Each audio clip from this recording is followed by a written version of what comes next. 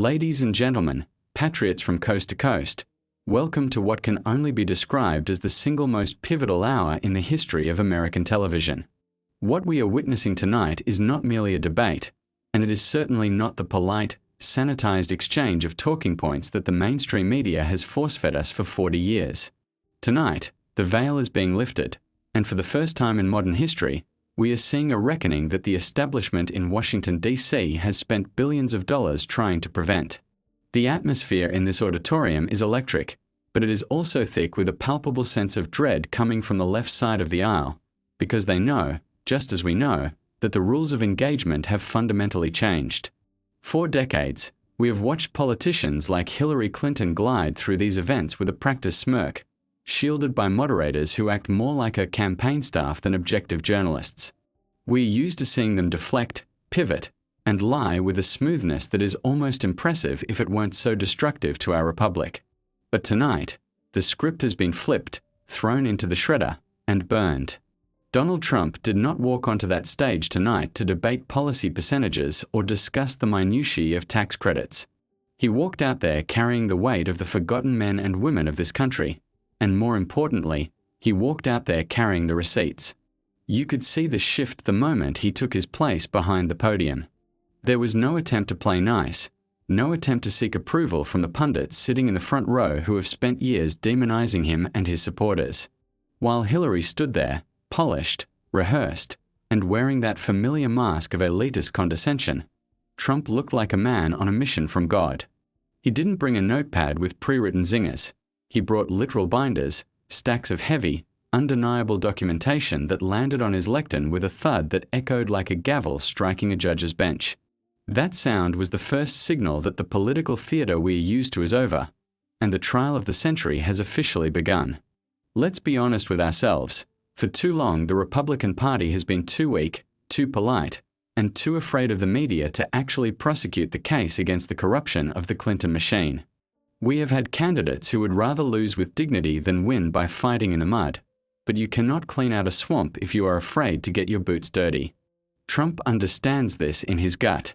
He understands that you cannot defeat a machine that has been entrenched since the 90s by using the same old Marquis of Queensberry rules. You have to walk in there and expose the rot for the entire world to see, and that is exactly what he started doing from the very first minute. The body language told the entire story before a single word was spoken. Hillary Clinton, usually the picture of unearned confidence, looked at those binders and you could see a flicker of genuine fear behind her eyes. She knows what is in her closet. She knows where the bodies are buried, both metaphorically and in terms of her political career. She is used to opponents who play the game, who will mention a scandal in passing but then move on when the moderator interrupts. She was not prepared for a prosecutor, and make no mistake, Donald Trump is not debating tonight. He is prosecuting a case on behalf of the American people against a ruling class that sold us out. When the moderator tried to open with a softball question about the economy, a standard setup designed to let Clinton recite her rehearsed lines about building bridges, Trump didn't even wait for the preamble to finish. He cut right through the noise. He ignored the bait and went straight for the jugular, not with insults, but with cold, hard facts. He opened that first binder, and the silence in the room was deafening. He didn't talk about economic theory. He talked about the theft of American wealth through globalist deals that the Clintons have championed for 30 years. He connected the dots that the media refuses to connect, drawing a straight line from the hollowed-out factories in Ohio directly to the bank accounts of the Clinton Foundation donors. This is the brilliance of what we are watching. It is not just an attack, it is an education. For years, we have been told that these issues are too complex for the average voter to understand, that we need the experts to handle foreign policy and trade deals. Trump is dismantling that lie in real time. He is holding up documents, reading dates and dollar amounts, and looking directly into the camera, bypassing the filters of CNN and MSNBC, and talking straight to the American living room. He is showing us that the complexity is a smokescreen designed to hide the corruption.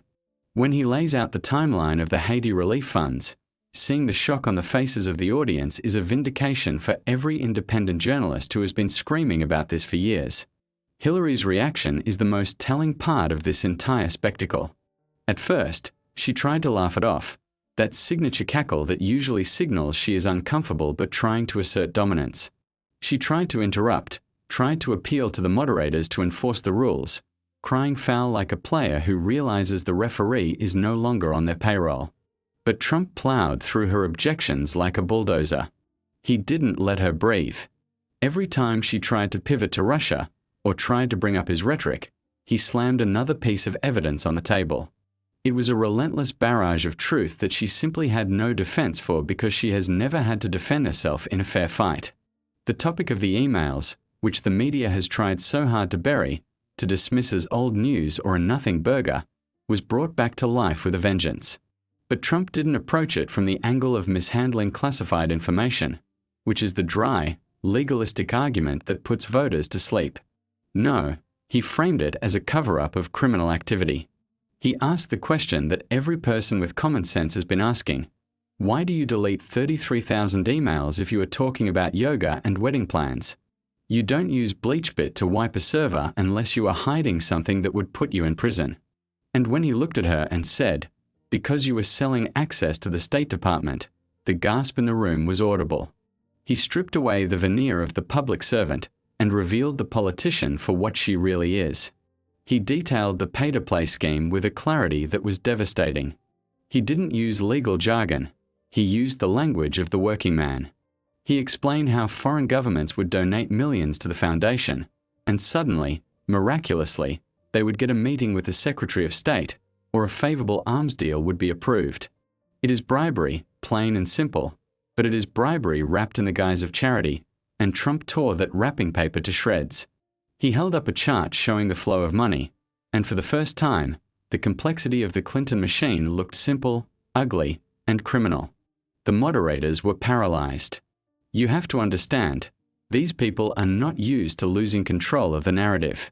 They are the gatekeepers, the ones who decide what is true and what is a conspiracy theory. But tonight, they are impotent. They tried to cut him off, claiming he was going over time, claiming these allegations were debunked. Trump turned on them with a ferocity that made them shrink in their chairs. He reminded them that they are part of the problem, that they covered for her, that they gave her the debate questions in 2016, and that their credibility is as bankrupt as the policies they push. It was a moment of pure catharsis for everyone who has yelled at their television screen in frustration over the bias of the press. And let's talk about the visual of the checkmate. It wasn't just words. It was the physical dominance of the space. Trump commands the stage. He leans into the microphone, his voice lowering to a growl, drawing the audience in. Clinton, by contrast, is shrinking. Her smile has vanished, replaced by a tight, frozen grimace. She is looking down at her podium, shuffling her papers, looking for a talking point that isn't there. She realizes that the old playbook doesn't work against a man who doesn't care about the unwritten rules of the Washington cocktail circuit. She is realizing that she is not running against a politician. She is running against a movement, and tonight, that movement has a voice. The discussion moved to Uranium One, a topic that is absolute poison to the Democrats because it involves national security and Russia, the very boogeyman they tried to use against Trump. When he brought up the fact that 20% of America's uranium capacity was signed over to a Russian company while the Clinton Foundation received $145 million, you could hear a pin drop. This is the stuff of treason, folks. It is selling out your country's strategic assets for personal gain. Trump didn't just state the fact, he demanded an answer. He looked her in the eye and asked, "How much is American security worth to you, Hillary?" It was a rhetorical question, but the silence that followed answered it louder than any words could. This is the power of a prosecutor who is not beholden to the system. A traditional Republican would have been warned off this topic by their consultants. They would have been told it's too complicated, it's too risky, don't go there. Trump goes there because he knows that is exactly where the truth lives. He knows that the American people are not stupid. They know when they are being hustled. They know that you don't get that rich on a government salary unless you are selling something that doesn't belong to you. By exposing Uranium One, he completely neutralized the Russia collusion hoax before it could even get off the ground in this debate. He turned their greatest weapon back against them. As we moved deeper into the hour, The energy in the room shifted from shock to something else entirely: realization. You could see it on the faces of the undecided voters in the town hall section. They were nodding. They were leaning forward. For years, they have been gaslit. They have been told that if they question the Clintons, they are sexist or they are conspiracy theorists. Trump gave them permission to trust their own eyes and ears again. He validated their suspicions. He showed them that they weren't crazy. They were just lied to. And that is a powerful thing. When you liberate people from the lie, you win their loyalty forever. Clinton's attempts to counterattack were pathetic. She tried to bring up his taxes, tried to bring up his business dealings. But Trump was ready. "I was a businessman," he said. "I played by the laws you wrote. If you didn't like the loopholes, you should have changed them. But you didn't, because your donors used them too." That line was a knockout blow. It exposed the hypocrisy of the entire political class. They create a system that benefits the wealthy elite, and then they pretend to be champions of the poor while they cash the checks. Trump admitted he used the system, and by doing so, he destroyed her moral high ground. He positioned himself as the insider who turned whistleblower, the man who knows how the game is rigged and is the only one who can fix it. The prosecution continued, relentless and methodical. He moved from the emails to the foundation, and then to Benghazi. This was the moment that brought tears to the eyes of many watching at home. He didn't use Benghazi as a political prop. He spoke about the 4 Americans who were left behind. He spoke about the 3 a.m. phone call that she ignored. He pointed a finger at her and said, "You went to sleep while our boys were fighting for their lives." It wasn't shouting. It was a quiet, seething anger that resonated with every military family in this country. He stripped away the diplomatic talk and made it about duty, honor, and betrayal. Hillary's response was a robotic recitation of the official report, claiming what difference, at this point, does it make? But Trump didn't let that slide. He reminded the world that it makes a difference to the families who lost their sons. He reminded us that leadership is about taking responsibility, not blaming a YouTube video. In that moment, the contrast was absolute. You had a leader standing next to a bureaucrat. You had a patriot standing next to a politician. The devastating nature of this attack was that it wasn't about policy. It was about character. And on the stage of character, Hillary Clinton was found bankrupt. We are watching the utter collapse of a dynasty. The Clinton name, which has been synonymous with power and influence for decades, is being dismantled brick by brick. And the beauty of it is that Trump isn't doing it with smear tactics. He is doing it with their own record. He is simply holding up a mirror to their actions, and the reflection is too ugly for the American people to ignore any longer. This is not just a debate victory. This is an exorcism. We are exorcising the demons of corruption that have haunted our government. As we head into the next segment, the question is no longer who will win the debate. That was decided in the first 15 minutes. The question now is whether the Democratic Party can survive this exposure. The media is scrambling. Their phones are lighting up. The producers are screaming in the control room. They are trying to figure out how to cut the feed, how to spin this, how to save their queen. But it's too late. The signal is out. The truth is out. And there is no putting the genie back in the bottle. The panic in the eyes of the moderators is something I will cherish for the rest of my life. You could see them looking off camera, frantically signaling for a commercial break, for a technical glitch, for anything to stop the bleeding. But the cameras kept rolling. This is the beauty of live television when the script gets burned. Reality crashes in. Anderson Cooper, or whoever the designated establishment mouthpiece was in that chair, tried to regain control. He cleared his throat, raised his voice, and tried to lecture Donald Trump on decorum. It was a fatal mistake. You do not lecture a lion on table manners while he is devouring his prey. Trump turned his head slowly, fixed him with a glare that could melt steel, and said, "The American people don't care about your decorum, Anderson. They care about the truth you've been hiding from them." That was the moment the fake news died on live TV. Trump wasn't just debating Hillary. He was debating the entire apparatus that props her up. He pointed to the press pool and called them accomplices. He reminded the audience that these networks had donated to the Clinton Foundation, that their executives sat on boards with her donors. He was peeling back the layers of the onion, exposing the incestuous relationship between the media and the Democratic Party. And for the first time, Hillary couldn't hide behind them. She stood alone, naked in her corruption, stripped of the protective bubble that had shielded her for 30 years. Then came the segment on Haiti. If you have a heart, this part was hard to watch, but it was necessary. Trump opened the second binder, the one marked Disaster Relief. He didn't scream. He got very quiet. He started reading the testimonials of Haitians who lost their homes in the earthquake, people who were promised help by the Clinton Foundation. He talked about the billions of dollars raised in the name of suffering, and then he asked the question that hung in the air like a guillotine blade. Where did the money go, Hillary? He detailed the luxury hotels built for donors instead of hospitals for the poor. He talked about Chelsea's wedding being paid for, allegedly, with funds that could have saved lives. Hillary's face turned a shade of grey I've never seen on a human being before. She tried to stammer out something about complex logistics and on-the-ground challenges. It was bureaucratic gibberish. Trump cut her off with a simple, brutal truth. You treated a tragedy like a business opportunity. You are vultures. The crowd gasped. It wasn't a political attack.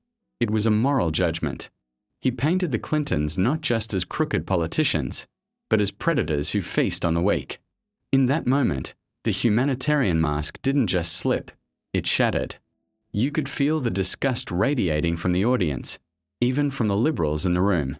There are some things you cannot spin, and stealing from earthquake victims is one of them. And then, he pivoted to the basket of deplorables. This was the masterstroke. This was the moment Donald Trump won the election, right there on that stage. Hillary had spent months looking down her nose at us, calling us racist, sexist, homophobic, xenophobic, you know the list. She treated half the country like an infection that needed to be cured. Trump didn't let her forget it. He looked directly into the camera, bypassing her entirely, and spoke to us. He spoke to the coal miner in West Virginia, the steelworker in Pennsylvania, the mom in Michigan worrying about her grocery bill. She calls you deplorable, Trump said, his voice thick with emotion. She thinks you are irredeemable. She thinks she is better than you because she has fancy friends and goes to cocktail parties in Davos. But let me tell you something. You are the heart and soul of this country. You are the ones who build our cities, fight our wars, and pay her salary. He turned back to Hillary, pointing a finger right in her face. You don't represent these people. You despise these people. And that is why you will never be their president. It was electric. It was the defender of the common man standing up to the queen of the swamp. He turned her arrogance into her greatest liability. He made the election a referendum on respect. We also have to talk about the physical contrast. The media loves to talk about stamina, but tonight, we saw what that actually means. As the hour wore on, Hillary was visibly wilting. She was leaning heavily on her podium, clutching it for support. Her coughing fits, which the media usually edits out, were on full display. At one point, she reached for her water glass, and her hand was shaking so badly the ice rattled against the glass. It was the sound of weakness. Meanwhile, Trump looked like he was just getting started. He was energized, pacing the stage like a panther, feeding off the energy of the confrontation. This visual matters. The President of the United States has to be strong. The world is watching. Xi Jinping is watching. Putin is watching. And what they saw tonight was a woman who was physically and mentally crumbling under pressure, and a man who thrives in the heat of battle. Trump didn't just defeat her with arguments. He defeated her with vitality. He looked like the future. She looked like the exhausted past. He looked like a builder. She looked like a relic. When he offered to wait while she coughed, it wasn't chivalry. It was a power move. It showed who was in charge of the stage. Let's go deeper into the Supreme Court segment, because this is where the policy wonks usually take over, but Trump kept it visceral. He warned us about what a Clinton court would look like. He didn't talk about case law. He talked about our rights. She wants to take your guns, he said flatly. She doesn't believe in the Second Amendment. She doesn't believe in your right to self-defense. Hillary tried to nuance her way out of it, talking about common-sense safety, but Trump hammered her with her own leaked audio where she said the Supreme Court got it wrong on the Second Amendment. He used her own words as a weapon. He painted a dystopian picture of an America under her rule. Open borders, judges who legislate from the bench, the Constitution treated as a suggestion rather than a rulebook. He made the stakes personal for every gun owner, every religious person, every parent who wants to choose their child's school. He framed the election not as a choice between two people, but as a choice between freedom and tyranny. If she gets in, he warned, you won't have a country left. It was dark, yes, but it resonated because we have seen the creeping socialism eating away at our institutions. Trump simply vocalized the fear that keeps us up at night. The discussion on trade was another bloodbath. This is Trump's home turf. He knows the deals because he knows the businessmen who exploited them. He brought up NAFTA, calling it the worst trade deal ever signed, and reminded everyone that her husband signed it and she supported it.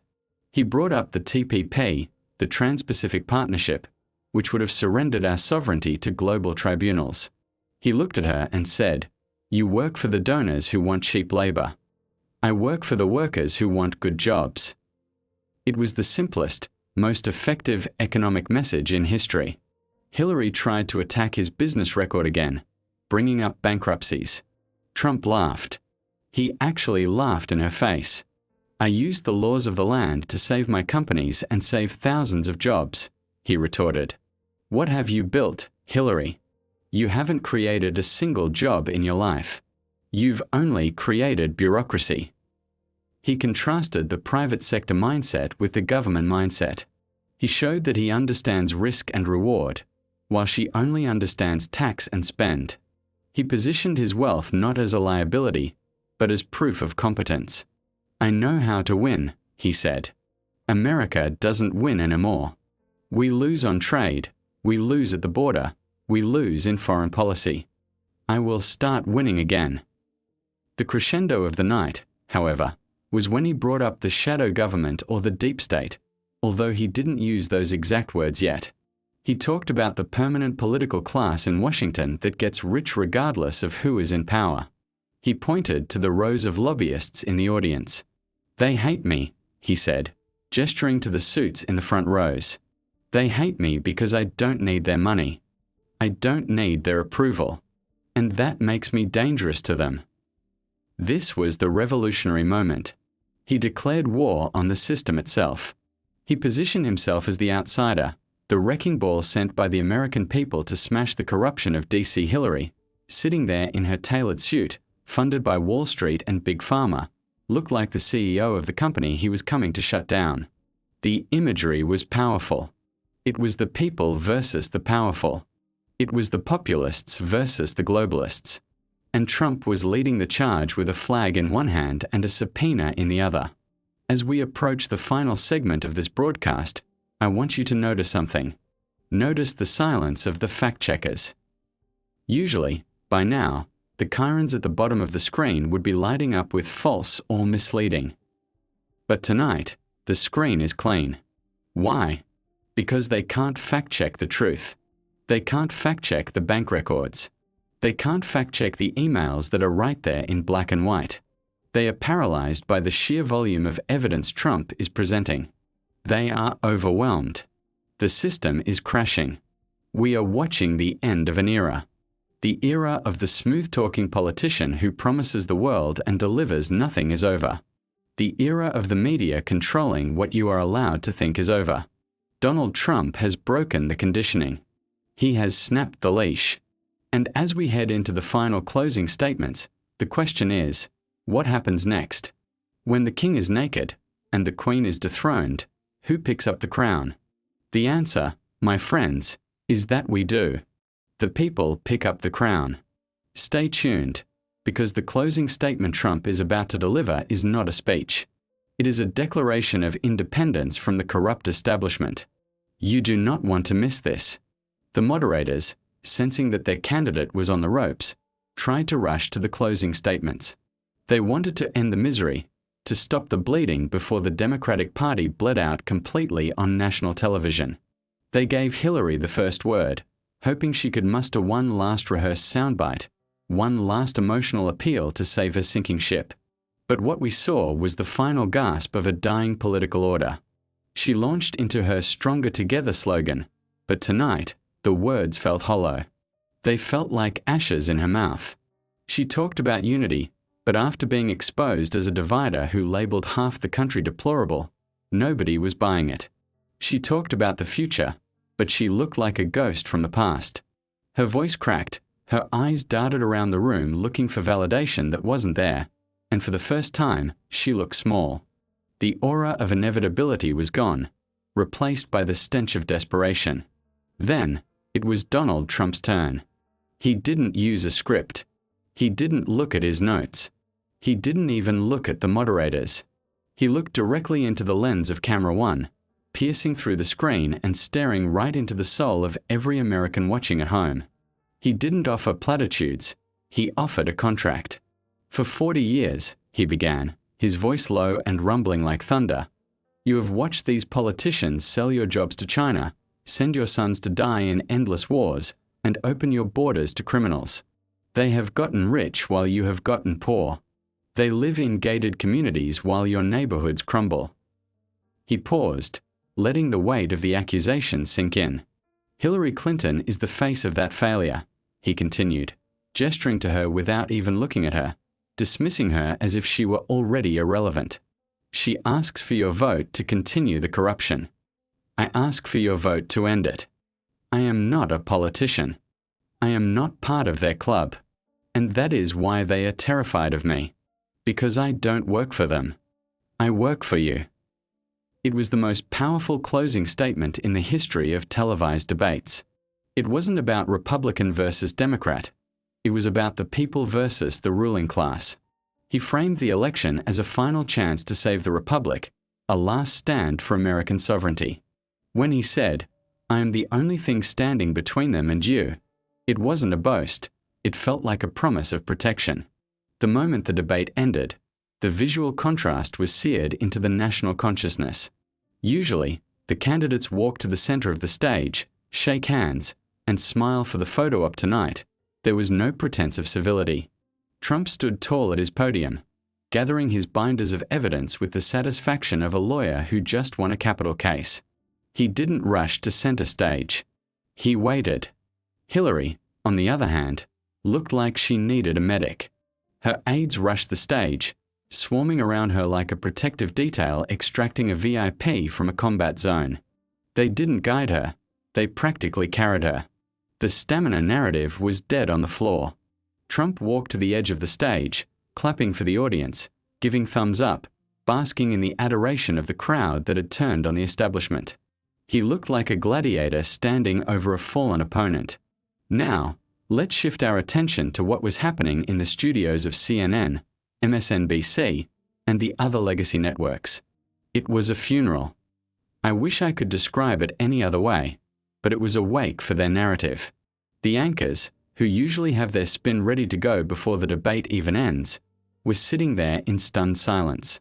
Wolf Blitzer looked like he had seen a ghost. Rachel Maddow looked like she was about to burst into tears. They were shuffling their papers, looking at their phones, desperate for orders from the DNC on how to spin a total massacre. But there was no spin. You can't spin a knockout. You can't tell the audience Hillary won on points when she is being carried out on a stretcher, metaphorically speaking. They tried, of course. They tried to say Trump was too aggressive, that he was mean, that he bullied her. But that narrative backfired instantly. The American people didn't see a bully. They saw a fighter. They saw someone finally punching back against the bullies who have pushed them around for decades. The focus groups were lighting up the boards. The lines for Trump were shooting off the charts. Even the independent voters, the ones the media claims to speak for, were saying, finally, someone is telling the truth. The pundits were disconnected from reality. They were crying about tone while the country was cheering for substance. They were mourning the death of politeness, while the country was celebrating the rebirth of courage. Social media was a battlefield, but it was a rout. The memes started flowing instantly. Images of Trump with his binders, images of Hillary's shocked face, clips of the "because you'd be in jail" line were being shared millions of times per minute. The gatekeepers had lost the gate. They couldn't censor it fast enough. The truth was going viral, bypassing the filters of the New York Times and the Washington Post. For the first time, the silent majority wasn't silent. They were roaring. They realized that they weren't alone, that millions of their neighbors felt exactly the same way. The illusion of isolation that the media uses to control us was shattered. People were posting, "I'm with him," not because they were told to, but because they felt represented for the first time in their lives. This debate did something else, something profound that goes beyond just one election. It destroyed the mystique of the expert class. For years, we've been told that we need Ivy League degrees to understand governance, that we need experienced politicians to manage the state. Hillary Clinton was the ultimate symbol of that experience. She had the resume, the titles, the pedigree. And Donald Trump, the builder, the outsider, the man they mocked as a reality TV star, walked in and dismantled her with nothing but common sense and facts. He showed that experience in Washington is just a euphemism for experienced at corruption. He showed that a businessman with a love for his country is more qualified than a bureaucrat with a love for power. The fallout in the days following this debate would be catastrophic for the Democrats. The donors started panic dialing. The big money on Wall Street, which hates uncertainty, realized their investment in Clinton was toxic. They saw a candidate who couldn't defend her own record, let alone defend the country. Rumors started swirling about replacing her on the ticket, about finding a way to swap in Biden or someone, anyone, who wasn't damaged goods. But they were trapped. They were stuck with the candidate they had rigged the primary for. It was poetic justice. They stole it from Bernie Sanders to give it to a candidate who couldn't win a fair fight against a real opponent. And let's not forget the international reaction. The world leaders watching this, the friends and the enemies, saw a shifting of the tectonic plates. They saw that the era of weak American leadership, the era of leading from behind, was ending. They saw a strongman emerging. For our allies, it was a wake-up call that they would need to pay their fair share. For our enemies, it was a warning that the free ride was over. Trump projected strength, and strength is the only language the world truly understands. Hillary projected weakness, and weakness invites aggression. By destroying her on that stage, Trump didn't just win a debate, he re-established American deterrence before even taking the oath of office. The most delicious irony of the entire night was the role of the fact-checkers. These organizations, which are nothing more than propaganda arms of the DNC, had prepared to dissect Trump's every word. But they were overwhelmed by the sheer volume of her lies that he exposed. Every time they tried to say Trump is wrong about the emails, the internet would flood with the actual FBI reports. Every time they tried to say the foundation does good work, independent journalists would post the tax returns showing the overhead costs. Trump had crowdsourced the truth. He had an army of digital soldiers fact-checking the fact-checkers in real time. He rendered the media's seal of approval worthless. We must also analyze the psychological impact on the Republican Party itself. For too long, the GOP has been the party of the managed decline. They were happy to play the Washington Generals to the Democrats' Harlem Globetrotters, showing up, looking good, but always losing gracefully. Trump killed that version of the party on that stage. He showed them that you can fight, you can be aggressive, you can violate the norms, and the voters will love you for it. He set a new standard. No longer will Republican voters accept a candidate who apologizes to the New York Times. No longer will we accept a candidate who accepts the premise of the left's arguments. Trump created the mold for the modern mega warrior, fearless, unapologetic, and armed with the truth. As the lights went down in the auditorium and the spin room reached a fever pitch of hysteria, one thing was crystal clear: the Overton window, the range of acceptable public discourse, had been smashed wide open. Things that were previously forbidden to say were now front and center. The corruption of the Clintons, the failure of globalism, the bias of the media, these were no longer conspiracy theories discussed in dark corners of the internet. They were now the main topic of conversation at every dinner table in America. Trump dragged the truth into the light, and once you see it, you cannot unsee it. The Democratic strategists knew the election was over that night. You could see it in their eyes. They knew that their coalition relies on enthusiasm, and Hillary had just become an enthusiasm black hole. Who is going to knock on doors for a candidate who just got prosecuted for corruption on live TV? Who is going to donate their hard-earned money to a charity that was just exposed as a slush fund? The base was demoralized. The energy was gone. Meanwhile, the Trump train had just turned into a rocket ship. The rallies following this debate wouldn't just be crowded. They would be massive, overflow events, vibrating with the energy of a revolution. This was the night the swamp panicked. Real panic. Not the fake political concern, but the visceral fear of people who know their gravy train is about to derail. They realized that Trump wasn't just running for president, he was running for sheriff. And he was bringing the handcuffs. The deep state, the intelligence agencies that had weaponized their power, the bureaucrats who thought they were untouchable, they all felt a chill down their spines. They knew that if this man got into the White House, the shredders would need to be running 24/7. In the end, this debate wasn't about policy details. It was about two competing visions of reality. Hillary presented a reality where everything is fine, the experts are in charge, and we just need to tinker around the edges. Trump presented a reality where the house is on fire, the elites are the arsonists, and he is the fireman. And the American people, looking at their bank accounts, looking at the border, looking at the chaos in the world, looked at the screen and said, the fireman is right. The illusion of competence that the establishment relies on was shattered. As we wrap up this segment of the analysis, remember this feeling. Remember the feeling of seeing justice served, even if it was just verbally on a stage. It is a rare feeling in politics. Usually, the bad guys get away with it. Usually, the corrupt retire with their millions and write memoirs. But for 90 glorious minutes, we saw accountability. We saw the accused become the accuser. And we saw the beginning of the great American comeback. But don't think for a second that the fight is over. Oh no. The beast is wounded, and a wounded beast is dangerous. They won't just let him walk into the White House. They will throw everything they have at him. This debate victory was just the opening salvo in a war that will define the next century of our nation. The sun rose the next morning on a different America. The physical landscape hadn't changed. The buildings were still there, the roads were the same, but the psychological landscape had been permanently altered. For the first time in generations, the American people woke up with a sense of clarity. The fog of war, the confusing haze of spin and counterspin that the media uses to keep us docile, had been blown away by a hurricane named Donald Trump.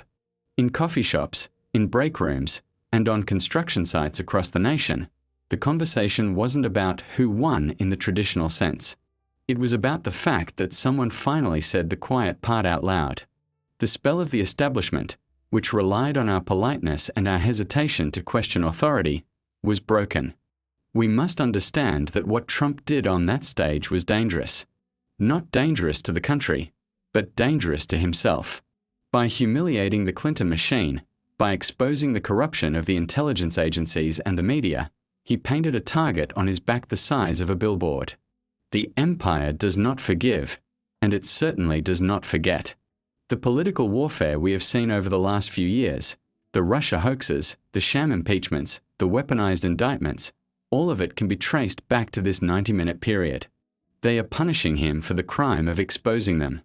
They are trying to destroy him because he dared to show the world that the emperor has no clothes. But here is the thing they didn't calculate. The harder they strike him, the stronger he gets.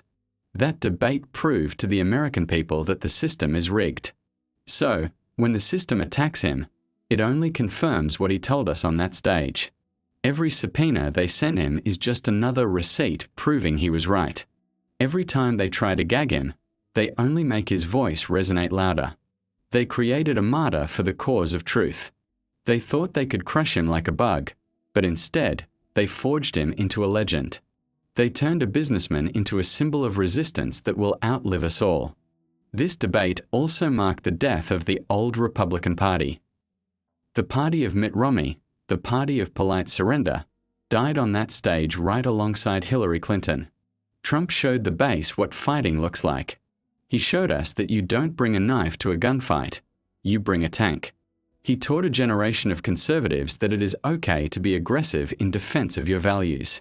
You don't have to apologize for wanting a secure border. You don't have to apologize for wanting fair trade. You don't have to apologize for loving your country. He liberated the conservative soul from the shackles of political correctness. The legacy of this night is written in the emboldened spirit of the American patriot. Look around you. Look at the school board meetings where parents are standing up against woke indoctrination. Look at the independent media landscape that has exploded, leaving CNN in the dust. Look at the young people who are proudly wearing MAGA hats, unafraid of the mob. None of this would have been possible without that primal scream of truth we witnessed.